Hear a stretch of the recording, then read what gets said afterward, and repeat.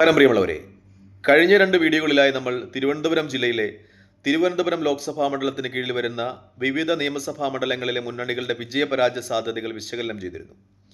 ഇന്ന് നമ്മൾ തിരുവനന്തപുരം മണ്ഡലത്തിന് കീഴിൽ വരുന്ന പാറശാല നിയോജക മണ്ഡലത്തിലെ കാര്യങ്ങൾ ചർച്ച ചെയ്യുമ്പോൾ വ്യക്തമാകുന്ന ഒരു കാര്യമുണ്ട്.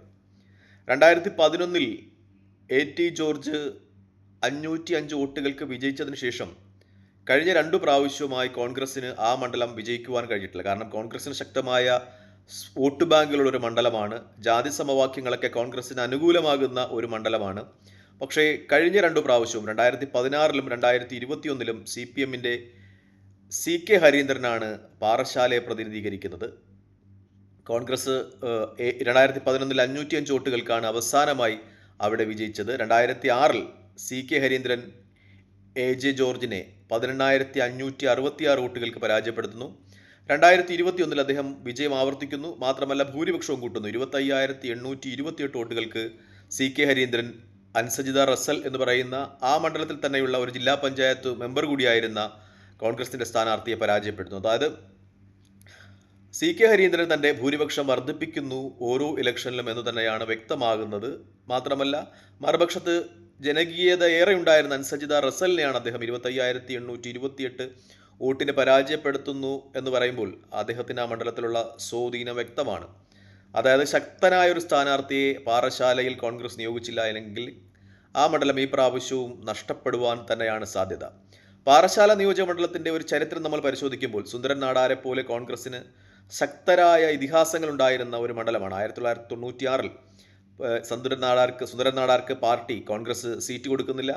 അദ്ദേഹം സ്വതന്ത്രനായി മത്സരിച്ച് അവിടെ അന്നത്തെ മന്ത്രിസഭയിൽ മന്ത്രിയായിരുന്ന രഘുവചന്ദ്ര പാലിനെ, കോൺഗ്രസിന്റെ സ്ഥാനാർത്ഥി രഘുചന്ദ്ര പാലിനെ മൂന്നാമതാക്കി വിജയിച്ച ഒരു ചരിത്രം ഉള്ള ആളാണ് രഘുചന്ദ്ര പാൽ. 2001 അദ്ദേഹം ജയിക്കുന്നു. പക്ഷേ 2006 അദ്ദേഹം പരാജയപ്പെടുന്നു. അങ്ങനെ വലിയ ലെജൻഡുകൾ കോൺഗ്രസിനുണ്ടായിരുന്ന ഒരു മണ്ഡലമാണ് പാറശാല. പക്ഷേ പാറശാലയിൽ ഇപ്പോൾ സാഹചര്യങ്ങൾ CPMന് അനുകൂലമാണ് എന്ന് തന്നെയാണ് വ്യക്തമാകുന്നത്. കാരണം CK ഹരീന്ദ്രൻ എന്ന് പറയുന്ന ജനകീയനായ ഒരു MLAയുടെ വ്യക്തിത്വം ആ മണ്ഡലത്തിൽ CPMന് മേധാവിത്വം നേടിക്കൊടുക്കുന്നു എന്ന് തന്നെയാണ് ഏറ്റവും പരമപ്രധാനമായ യാഥാർത്ഥ്യം.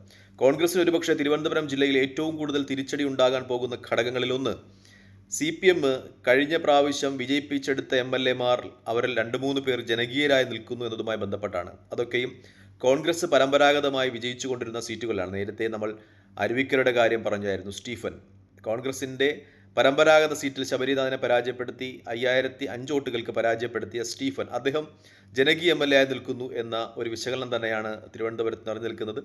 അതുകൊണ്ട് തന്നെ അരുവിക്കര തിരിച്ചുപിടിക്കുവാനുള്ള കോൺഗ്രസിന്റെ ശ്രമങ്ങൾക്കും വിഘാതമാകുന്നുണ്ട്. അതുപോലെ തന്നെ പാറശാലയും അങ്ങനെ ഒരു നിഗമനത്തിൽ നമുക്ക് എത്തുവാൻ പറ്റുന്ന ഒരു മണ്ഡലമാണ്. കോൺഗ്രസിന് വളരെ വേരോട്ടമുള്ള, പക്ഷേ CK ഹരീന്ദ്രൻ എന്ന് പറയുന്ന CPM MLAയുടെ ഒരു കരുത്തിൽ CPM നേടുവാൻ സാധ്യതയുള്ളൊരു മണ്ഡലമാണ് പാറശാല.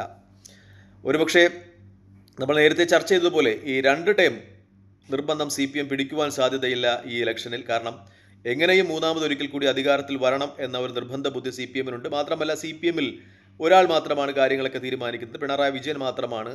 അതുകൊണ്ട് തന്നെ ഇത്തവണ ജനകീയരായ MLAമാർക്ക് മത്സരിച്ചാൽ വിജയിക്കുമെന്ന് ഉറപ്പുള്ള MLAമാർക്ക് സീറ്റ് കൊടുക്കുവാൻ തന്നെയായിരിക്കും സാധ്യത.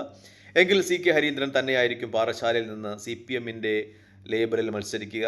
അദ്ദേഹത്തിന് എതിരാളി ആര് എന്ന ചർച്ച കോൺഗ്രസിൽ ഉയരുന്നുണ്ട്. ഇപ്പോൾ പറഞ്ഞു കേൾക്കുന്ന പേര് തിരുവനന്തപുരം സെൻട്രലിൽ നേരത്തെ MLA ആയിരുന്ന, കഴിഞ്ഞ പ്രാവശ്യം പരാജയപ്പെട്ട ആരോഗ്യമന്ത്രിയായിരുന്ന VS ശിവകുമാറിൻ്റെ പേരാണ്. അദ്ദേഹത്തിന് എത്രത്തോളം ഇവിടെ ഇമ്പാക്റ്റ് ഉണ്ടാക്കുവാൻ കഴിയുമെന്ന കാര്യത്തിൽ സംശയമുണ്ട്. കാരണം അദ്ദേഹം കരുത്തനായ ഒരു സ്ഥാനാർത്ഥിയാണ്. നേരത്തെ തിരുവനന്തപുരത്ത് MP ആയിരുന്ന ഒരാളാണ്. തിരുവനന്തപുരം ലോക്സഭാ മണ്ഡലത്തിൽ വളരെ ശക്തമായ വേരോട്ടമുള്ള ഒരു വ്യക്തിത്വമാണ്. അത് തിരഞ്ഞെടുപ്പിൻ്റെ ഒരു ചൂടൊക്കെ അനുസരിച്ച് അതിൻ്റെ ഒരു ജയപരാജയ സാധ്യതകൾ വിലയിരുത്തുവാൻ കഴിയുമെങ്കിലും മുൻതൂക്കം CK ഹരീന്ദ്രൻ തന്നെയാണ് എന്ന കാര്യത്തിൽ സംശയമില്ല. CK ഹരീന്ദ്രൻ തന്നെയാണ് വിജയിച്ചു വരാനുള്ള സാധ്യത കൂടുതൽ. കഴിഞ്ഞ ലോക്സഭാ മണ്ഡലത്തിൻ്റെ ഒരു ഇലക്ഷൻ റിസൾട്ട് വിശകലനം ചെയ്താൽ 14,000 വോട്ടുകൾക്ക് കോൺഗ്രസ് സ്ഥാനാർത്ഥി ശശി തരൂർ ലീഡ് ചെയ്ത ഒരു മണ്ഡലമാണിത്. ഈ മണ്ഡലത്തിൻ്റെ പ്രത്യേകത എന്ന് പറയുന്നത് തിരുവനന്തപുരം ലോക്സഭാ മണ്ഡലത്തിന് കീഴിൽ വരുന്ന ബാക്കി എല്ലാ നിയമസഭാ മണ്ഡലങ്ങളിലും BJPയും കോൺഗ്രസും തമ്മിലായിരുന്നു ലോക്സഭയിൽ മത്സരമെങ്കിൽ ഇവിടെ CPI സ്ഥാനാർത്ഥി പന്ന്യൻ രവീന്ദ്രൻ 2ാം സ്ഥാനത്തെത്തിയിട്ടുണ്ട്. ബാക്കി ഒരു നിയമസഭാ മണ്ഡലങ്ങളിലും ലോക്സഭയിൽ ഇടതുപക്ഷ സ്ഥാനാർത്ഥി 2ാം സ്ഥാനത്തെത്തിയിട്ടില്ല. പാറശാലയിൽ ഇടതുപക്ഷ സ്ഥാനാർത്ഥി 2ാം സ്ഥാനത്തെത്തിയ ഒരു മണ്ഡലം കൂടിയാണെന്ന ഒരു സവിശേഷത കഴിഞ്ഞ ലോക്സഭാ തെരഞ്ഞെടുപ്പുമായി ബന്ധപ്പെട്ട് ഈ മണ്ഡലത്തിൽ നിലനിൽക്കുന്നു. നമ്മൾ മറ്റൊരു മണ്ഡലമായ കോവളത്തോട്ട് വരികയാണെങ്കിൽ 2021 ഇലക്ഷനിൽ വിൻസെൻ്റ്, കോൺഗ്രസിൻ്റെ ജനകീയനായ MLA, അദ്ദേഹം നീലലോഹിതദാസ് നാടാരെ 11,562 വോട്ടുകൾക്കാണ് പരാജയപ്പെടുത്തിയത്. 2016 വിൻസെൻ്റ് നീലലോഹിതദാസ് നായരുടെ ഭാര്യ ജമീല പ്രകാശത്തെ പരാജയപ്പെടുത്തുന്നത് 2,635 വോട്ടുകൾക്കാണ്. അതായത് നമ്മൾ പാറശാലയുടെ കാര്യം പറഞ്ഞതുപോലെ വിൻസെൻറ്റും വളരെ ജനകീയനായ MLA ആണ്.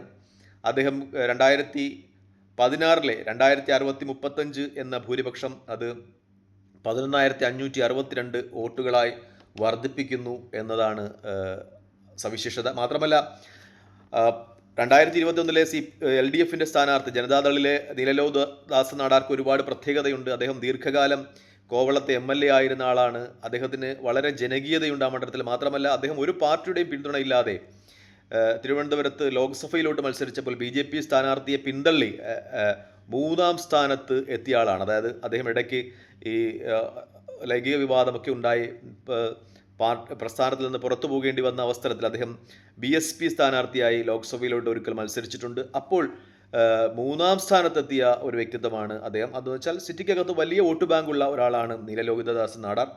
അദ്ദേഹത്തെ പരാജയപ്പെടുത്തിയാണ് വിൻസെൻ്റ് അവിടെ 11,562 വോട്ടുകൾക്ക് വിജയിക്കുന്നു എന്ന് പറയുമ്പോൾ തീർച്ചയായിട്ടും വിൻസെൻ്റ് വലിയ ജനകീയനാണ് എന്ന് തന്നെയാണ് വ്യക്തമാകുന്നത്. അതായത് ഈ മണ്ഡലം, കോവളം മണ്ഡലം, കോൺഗ്രസ് നിലനിർത്തും എന്ന കാര്യത്തിൽ സംശയമില്ല എന്നതാണ് ഏറ്റവും പരമപ്രധാനമായ പ്രത്യേകത ഈ കോവളം നിയമസഭാ നിയോജക മണ്ഡലത്തെക്കുറിച്ച്. അടുത്ത പ്രാവശ്യം ഒരുപക്ഷെ ജനതാദളിൽ ആരായിരിക്കും സ്ഥാനാർത്ഥി എന്ന കാര്യത്തിൽ സംശയമുണ്ട്. കാരണം നീലലോഹിതദാസ് നാടാർക്ക് വയസ്സ് ആകുന്നു എന്ന ചില ചർച്ചകൾ തിരുവനന്തപുരത്ത് വരുന്നുണ്ട്. മറ്റൊന്ന്, ഒരുപക്ഷെ CPM ആ സീറ്റ് പിടിച്ചെടുക്കുവാനുള്ള സാധ്യതകളുമുണ്ട്. എന്തായാലും ചർച്ചകൾ വരുമ്പോൾ കോവളം 2026 നിയമസഭാ തെരഞ്ഞെടുപ്പിലും കോൺഗ്രസ് നിലനിർത്തും എന്ന് തന്നെയാണ് വിശകലനങ്ങളിലൊക്കെ കാണുന്നത്. കാരണം വിൻസെൻ്റ് പാറശാലയിൽ ഹരീന്ദ്രൻ്റെ കാര്യം പറഞ്ഞതുപോലെ, CK ഹരീന്ദ്രൻ്റെ കാര്യം പറഞ്ഞതുപോലെ തന്നെ ജനകീയനാണ്. ഈ മണ്ഡലം കോൺഗ്രസ് നിലനിർത്തും. തൽക്കാലം ഈ വീഡിയോയുമായി ഇവിടെ വാങ്ങുകയാണ്. മറ്റൊരു വീഡിയോയുമായി കാണുന്നതുവരെ നന്ദി, നമസ്കാരം, ജയ് ഹിന്ദ്. വീഡിയോ ഇഷ്ടപ്പെടുന്നുണ്ടെങ്കിൽ ലൈക്ക് ചെയ്യുക, ഷെയർ ചെയ്യുക, കമൻറ്റ് ചെയ്യുക. മറ്റൊരു വീഡിയോയുമായി കാണുന്നതുവരെ ജയ് ഹിന്ദ്.